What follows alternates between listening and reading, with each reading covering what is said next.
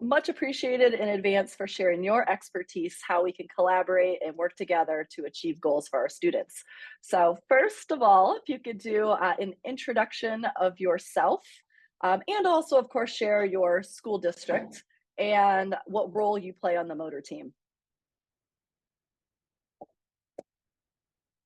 I guess I'll start. So I'm Heidi Ambrosius. I'm the adapted PE specialist here at Rainbow Springs Preschool for the Moreno Valley Unified School District. And Jenny and Emily and myself are all part of the motor team here at Rainbow Springs. I've been here for 21 years now. And we are very lucky here at our preschool because we are one centralized site. So it does allow us to really work as a team and do a lot of collaboration.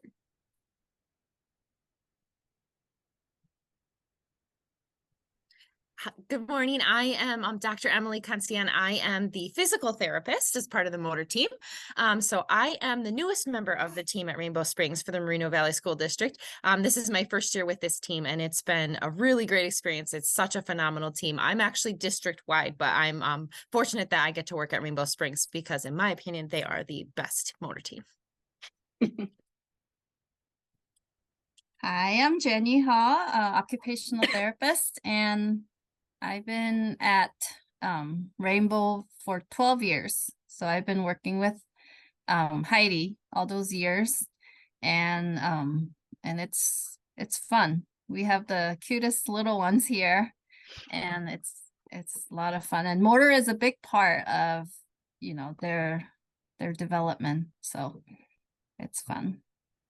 Great. Could you describe your physical space and your motor lab? What do you have there? So I should take my virtual screen off so you can see, which I can do if you want. So yeah, that'd be great. Okay. Do you guys want to do that, or you want me to do that? I'll do it. Okay. Okay. Jenny's gonna take hers off so you can see. So we're very blessed here at our preschool to have a motor room. And we do all share this space, and it's not just us, but we also have a CODA, certified occupational therapy assistant, that helps Miss Jenny, and also Maria, a physical therapy assistant that does help Emily as well. So it gets pretty crazy if a bunch of us are in here at the same time, but we're very blessed to have this space. So you can kind of see our room. We have a lot of really fun things in here, and we utilize it in different ways. So some of the ways is that Jenny and I and Brenda, our CODA, we do pull students out into pull-out groups. So typically if we're doing that, I'll be kind of on one side of the room, and then you can see the fine motor table. That's our fine motor table right there. So we do that. We do a lot of pull-out when we're doing small groups with kids. And then Jenny and I also run structured sensory motor groups in here. So the students have to come in and match an icon to each station, and we set a timer, and it's very structured. And typically when we do that, we don't bring any more than 2 students in. So Jenny and I are pretty much one-on-one with those kiddos, and those kiddos tend to be most of the time on the autism spectrum. And usually the biggest goal for that is working just on their participation in sensory motor activities, in gross motor activities, and in fine motor activities. And we found that doing those groups together is really beneficial for our students. So, and then Maria will bring kids in sometimes as well. Typically, she does work with the kids outside, but if the weather's bad or if she needs to utilize any of our equipment in here, then she will be in our motor room as well. Great. And this is specifically for preschool age? Yes. We do also have infant classes on our campus. Our school district does have early intervention teachers that are early childhood special ed teachers. And we have 2 infant classes on our campus, and we aren't on their IFSPs, but they do come into the motor room once a week with their parents. It's a parent participation program. So the parents and the teachers and the aides come in with them, and they get to play and explore, and it's wonderful because we do get to know those parents and those kids and those families, so that when they do transition from that IFSP, they already know us. We already kind of know what their motor needs are. And so it's a great way for us to develop a relationship with the parents and also to get to know the students as well. Great. About how many children do you all assess? Well, Jenny assesses the most. There's a huge need for sensory and fine motor assessments. And then I test, I don't know, last year I did 90. Jenny, do you know how many you did last year? I think I did over 100, but I usually average about, well, this area is growing, and so it's always more, but around 100 would be my number. And then I have the least. So I would say probably 50 of the students receive physical therapy services. The assessment that you all use, do you use the same assessment and divide it by like gross motor or fine motor assessment skills, or do you use separate different assessments? So typically Jenny and I use the same assessments. So we typically will use the DAISY, the Developmental Assessment of Young Children, and I will do the gross motor and she will do the fine motor, which is great because then we can get a physical development score for those students.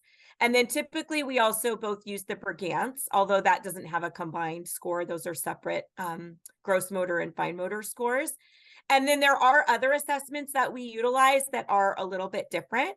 And then Emily uses completely separate assessments because obviously she is looking at things through her lens of physical therapy. So do you want to talk about your assessments, Emily? Yeah, so I also try to make sure I'm not using the same ones as Heidi, just because then we get more information. If we do the same test, then we often also do all the assessments together. We'll try to do them as a team, so we don't have to bring the students in too many times. So if we're seeing the exact same thing and we're doing the exact same assessment, then that we get more information if we use different tests. So it depends a lot on the students' gross motor needs and kind of where they are at developmentally. But I like to use the Battelle. I also like to use like the gross motor checklist. The Peabody is a great test. I don't utilize that one a lot because it's really long, but that is one that is available if needed. But yeah, I do try to make sure that I don't use the same ones as Heidi, just so that we get more data on the student and we're not mimicking each other's gross motor tests. Great. Could you talk about, do you all do any shared goals? So sometimes we do.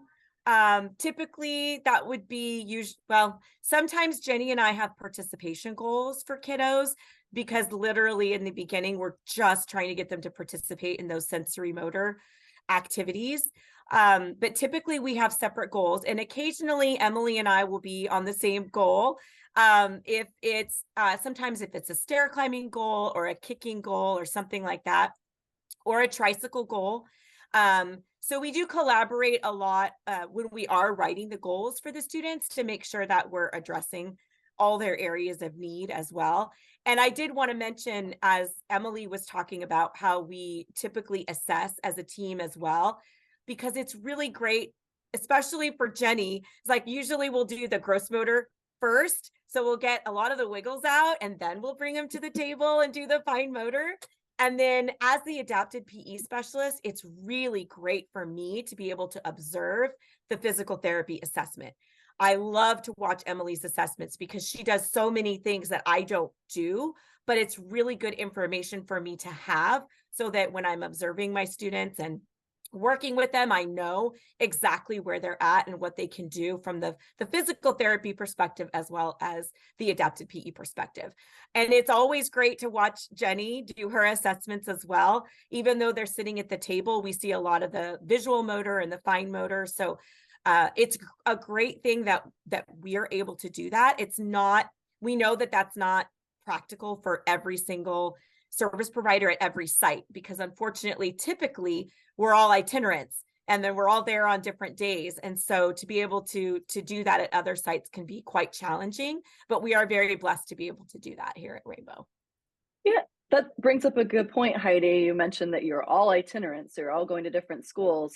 Like, how do you communicate and how do you come together at your site on the same days to, make some of this collaboration happen? So I'm going to let Emily address that a little bit more because I only have 2 sites now. So, and Jenny is here full time. So we're not itinerants anymore, but poor Emily has lots of schools. And so I'll let her talk about the challenges of trying to do that collaboration when you're on different sites. So thank God for technology, I will say, is the biggest thing. We communicate a lot via email, via text messages. We do a lot of Zoom calls like this, which makes everybody's life so much easier so that if I am at a different site and I need to get on a meeting, I can easily do it via Zoom instead of having to drive to all the different sites. And then I am very blessed to have Maria, our physical therapy assistant, and she does all of the treatments with the students. So I will do the assessments and I will do their make sure I'm in their meetings and that I'm discussing everything with parents, communicating with parents. But she is a major asset to the team. She is the one who does all of the students' treatments for me. And so that makes it easier for me to be in a lot of different places because I have the assistance of my physical therapy assistant, who is wonderful. She's amazing. She should be on this call too, honestly, because she's such a huge part of our team. She really is amazing.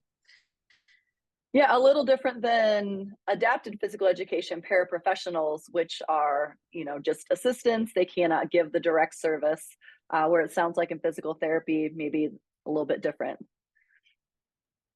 Yes, so she can perform direct treatments with the student. She just can't do any of the assessments or be a part of the IEP team meetings. That needs to be a physical therapist. But with this, under the supervision of a physical therapist, she can perform all of the treatment sessions. And she is super knowledgeable, and I'm really, really grateful for her. She makes my job a lot easier because she does a fantastic job at her job.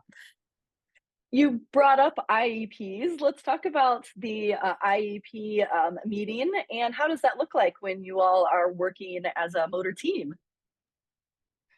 So we're pretty lucky here at Rainbow Springs because we kind of typically, when we're reporting out in an IEP, we go in a specific order.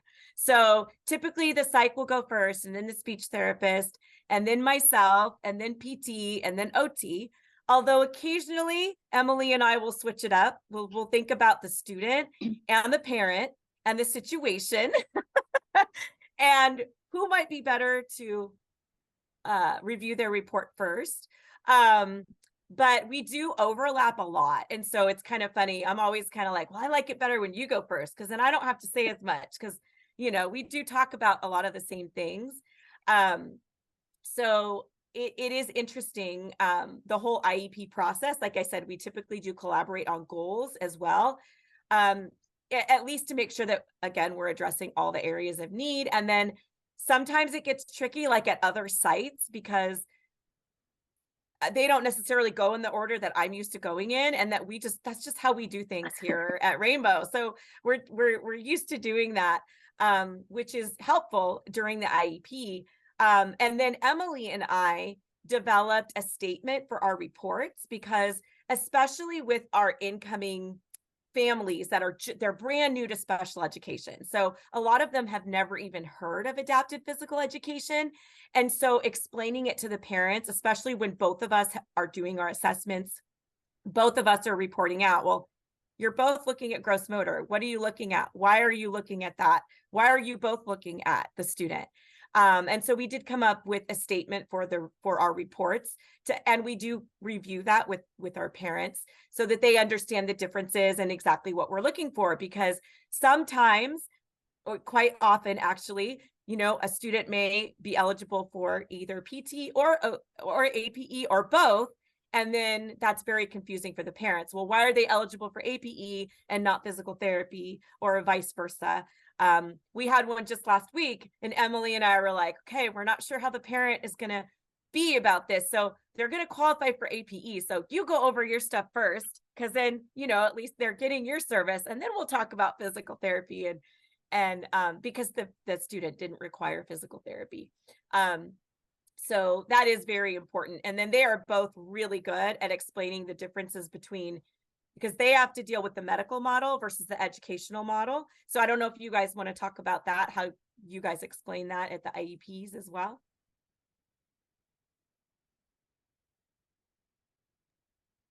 Yeah, so I always make sure, especially if a child does not qualify for physical therapy school services in the school, that I explain to them the difference between the medical model of physical therapy versus the school model of physical therapy. And essentially, the medical model of physical therapy, we are trying to help a child maximize their physical function. And a lot of that overlaps with like what Ms. Heidi would do for APE. We're working on kicking skills. We're working on climbing skills. We're working on how fast can they run. We want them to reach the maximum of their physical potential, just like anybody who would be in physical therapy. In the school setting, my role is to make sure that they can physically participate in their education. And that does get a little bit gray with our little students because that does include playground participation.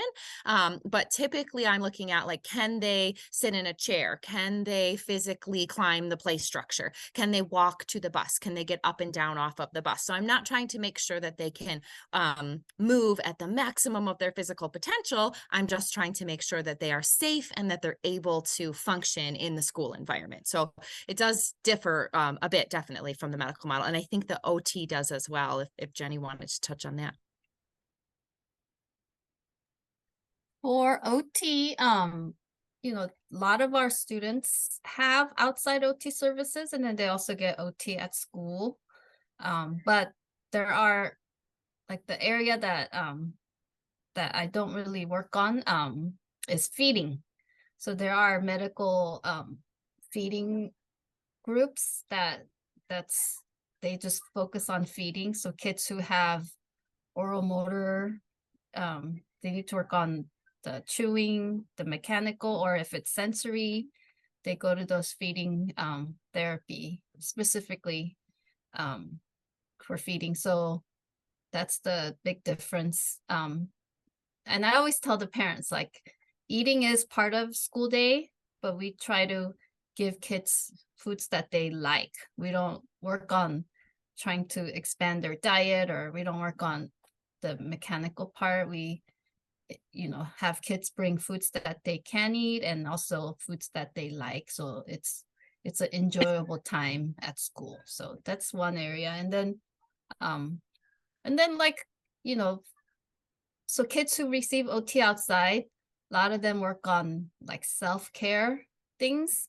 And we don't really work on self-care, like the dressing and the brushing teeth and stuff like that. We don't work on that at school. So just like Emily, the OTs here, we try to work on things that relate to them participating in classroom activities and working on their curriculum. Okay. Great.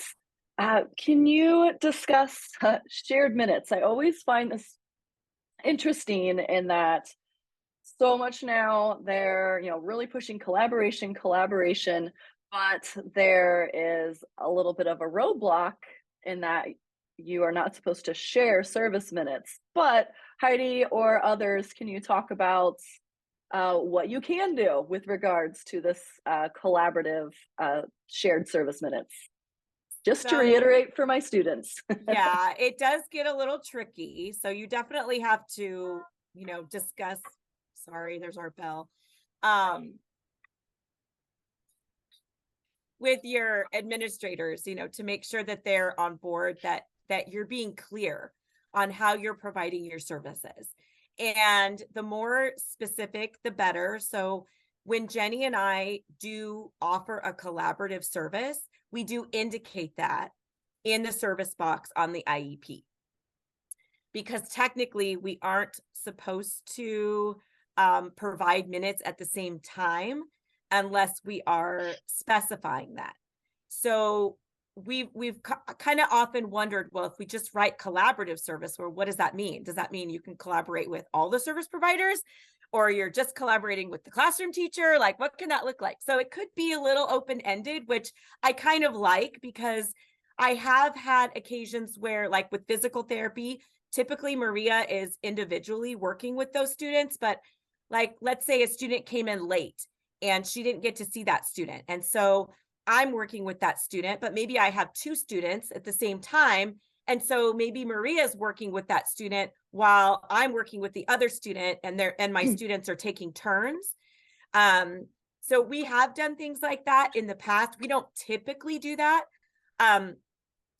Jenny and I also do some collaboration with the speech therapists.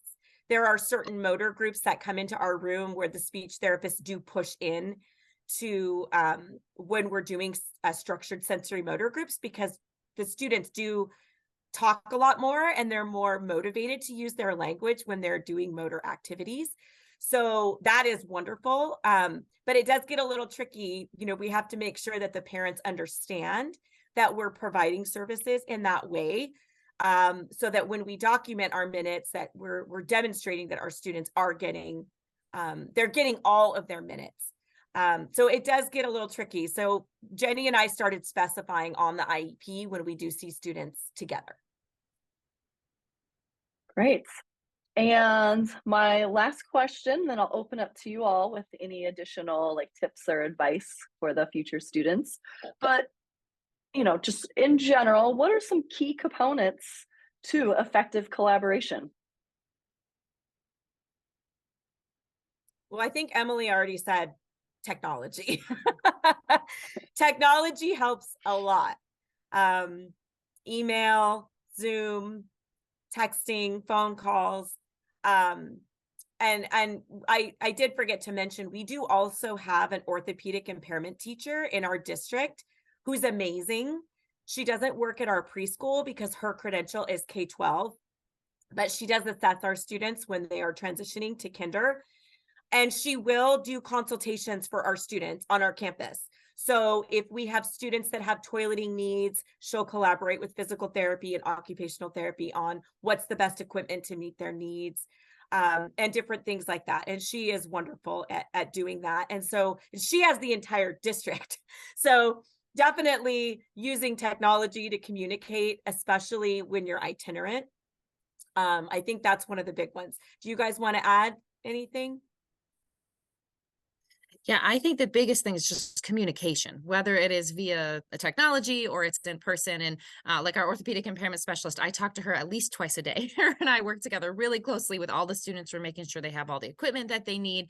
They're getting everything that they need. If I go into a classroom and I see, oh, so-and-so looks like they've outgrown their sling, I need to email Marianne and let her know we need to get something new for this student. So communication, really, whether it is discussing goals or it is, you know, just discussing anything that the student might need, communication is the biggest thing. And we are really, really blessed here at Rainbow Springs that the team here just works so well together. I'm at a lot of different schools in the district, and this team works so well together. Because they communicate so well together. They're always discussing the students' needs, and everyone's always on top of whatever the students need and how do we change it if something changes. I think the share sessions really help because we're able to observe one another, and also just having like our space, like share space, and just being able to see what Heidi's doing, what the student Emily's doing, and then you know, and then the speech therapist too when they're in here, and then I try to incorporate what they're doing in my sessions as well. So I'm asking Heidi, like, how do you like have work on catching, you know, because, you know, then, so I think that just being present in the same room, and also that share, having the students, you know, co-treating together, that really helps. Great. And finally, what tips do you have for future adapted PE teachers? I would go back to that communication. Just make sure that you're reaching out and communicating. Don't ever hesitate to ask, you know, the physical therapist, the OT, you know, definitely have that relationship and ask those questions, because it's only going to be able to help you and what you're doing as the adapted PE teacher with your students. So like Jenny was saying, like the other day, she was working with a kiddo that wasn't mine, and she was like, how can I get him to catch the ball? You know, and I have kids that have sensory needs. So I'm constantly going to Jenny, like, how can I help them, you know, regulate so that they can participate with me better in my sessions? And, you know, again, from the physical therapy perspective, like Emily was saying, Maria is so wonderful Like some of our students, one in particular, who's extremely stubborn, won't do anything for me, but she'll do it for Maria. So I'm constantly like, hey, Maria, how far did she walk for you the other day in her gait trainer? Because she's not doing it for me. So just having that, it's really invaluable because we all bring different things to the table. And so just tapping into that and realizing how much that will help you and what you're attempting to do with your students, I think is very valuable. So I think it's great that you're doing this for your students, Melissa, because like I learned this all on the job. You know, like I don't even think we really talked about this when I was in school, maybe a little bit. But you see, once you start working with your students, the importance of that collaboration. And that's actually how I write my consult services on the IEP. I don't just say consult with the classroom teacher. I say consult with the teacher and the IEP team, because we need to constantly be working for our students and what best is going to be working for them. And that means collaborating with your PT, your OT, your speech therapist, your orthopedic impairment specialist, to make sure that we're meeting our student needs. So. Anything else to add? I think Heidi nailed it. Yeah, that communication is huge. And in the school setting, we're so blessed that we have so many different specialists that can work with the students. We have a visually impaired specialist. We have our psychologist is going to help us with behavioral issues. So just everybody on the team communicating makes a huge difference for our students. If I'm trying to get a student to ambulate in a gait trainer, but they're visually impaired, that's important, right? That's going to make a huge difference in how motivated they are to move if they can't see the target they're moving for. So being able to communicate and collaborate with everyone on the team, not just the motor team, is huge. It really is super important. And again, this team just is so great about that. This is a really good team, and our students really benefit from it, I think. Yeah, my advice would be, you know, to best serve the children, you gotta, you know, learn about them, and you know, one way to do that is collaboration, learning from each other about the student. So yeah, I know one thing I tell the students in their lecture is that those who, you know, aren't trained or, you know, aren't overly knowledgeable, research shows they're the ones who tend to not collaborate because they're kind of you know, afraid of being exposed. And so again, I encourage students, put yourself out there, be the one to reach out, be the one to start some of this communication and collaboration with your motor teams. So much appreciated, ladies. I'll go ahead and stop the recording now, but lots of great information there.